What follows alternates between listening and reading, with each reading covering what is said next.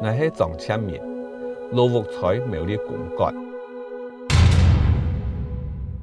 退伍後在桃園石頭路，按多年來，桃園沙變成我嘅第二故鄉。我嘅興趣係各種漢語文學嘅創作，寫過當多漢語童話故事線。春風吹過綠水青山，吹唔開老人家嘅心照。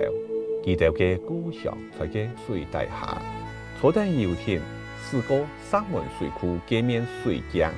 名唔多深刻嘅新感片，記得嘅祖先騎一隻腳頭，從污水橋上岸，慢慢改上太可看海，已經要推進乾鹽嘅咸豐海岸。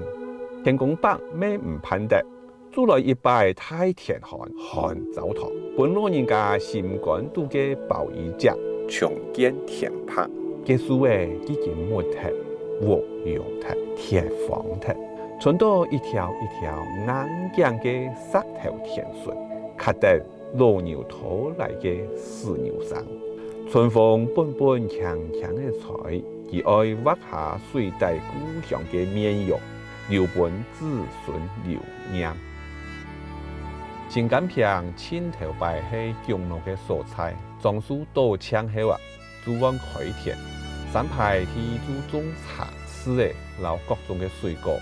50幾年前，認真愛起三門水庫，今年就使到乾鹽海順。也為係拄到太田旱，本地嘅土地就會浮出水面生草，成為難得看到嘅景象。